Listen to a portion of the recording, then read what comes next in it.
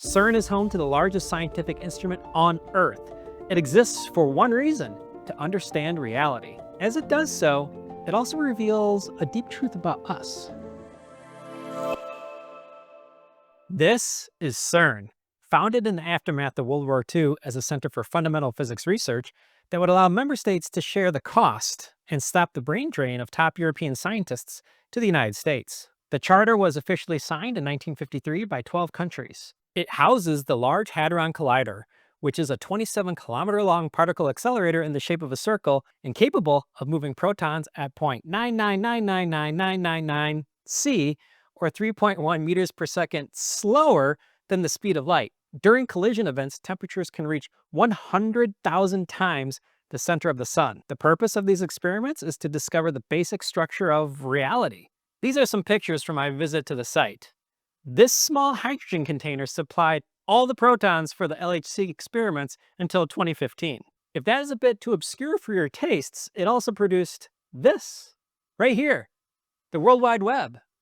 More on that in a minute. The scientists who helped establish CERN had fresh in their hearts and minds the infuriating consequences of the Manhattan Project. Fundamental research in nuclear physics had been hidden from the world's scientists in the name of wartime necessities. Though a compromise was reached, nuclear research would continue to have careful oversight in the United States. Most physicists question the hoarding of this research. The answer for post-war Europe would be CERN. As stated in the charter, the organization shall have no concern with work for military requirements, and the results of its experimental and theoretical work shall be published or otherwise made generally available. CERN is a publicly funded international research organization with the purpose of basic research and the dissemination of those findings to the world. But just how much money has been spent on supporting that research, and has there been anything that has come from it?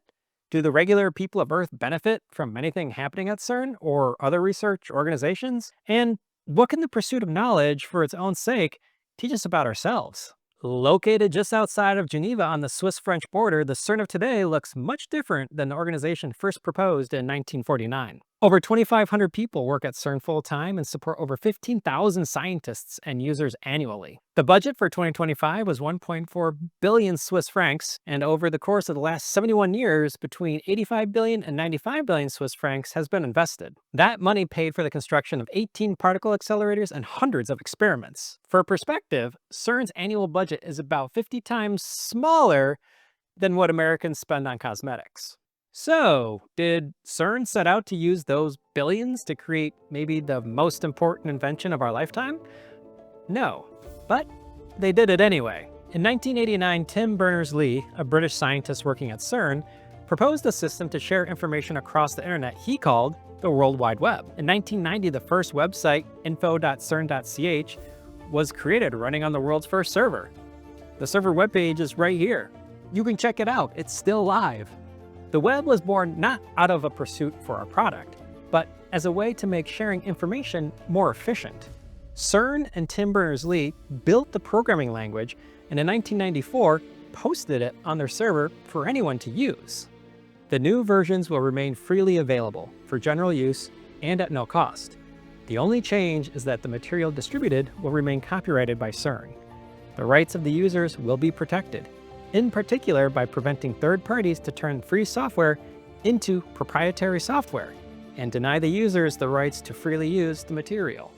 This is extraordinary, and exactly why organizations like CERN are a very good thing. If you come up with an idea for a better pair of sneakers, then the market will be happy to decide how much that is worth.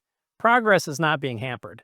Should you try to patent, let's say, fire, and keep that knowledge from humanity, well, that would slow the development of civilization. Research institutions are a benefit to humanity in of themselves. Their value is not in output, but the fact they exist. And, as we will see in the next episode, scientific knowledge does not have an expiration date. What was once used to gaze upon the stars can also be made to sense their demise. If a society has risen to the point where such organizations can be conceived of, populated, and develop ideas without the obligation to create for those that would pay, then that society has achieved a foothold on the continued evolution of civilization. All humans should look to organizations like CERN as a beacon that we are doing something right as a species. And CERN is not alone. There are many other international organizations focused on research. And the list goes on. If we look at smaller national labs and add in individual universities, we see quite a jump. Including students, roughly 1 in every 260 people on Earth works in some way in contributing to the global body of open scientific knowledge, a vast, loosely connected network of tens of millions of humans, each one an embodiment of life's purpose, to be insatiably curious, to know. To me, this is heartening, not usually a thing you hear about dry scientific inquiry. Our existence advances through sharing of knowledge, not hoarding it. CERN represents the first step in the process of creating our own reality. One of our life's purposes is to gather and pass along knowledge. At the civilization level, groups like this are the manifestation of that purpose. To help Aletheion continue to explore, please like and subscribe. We also have a Patreon for those that may be inclined. And if you'd like to add to the discussion, please join us in the Discord. Links below.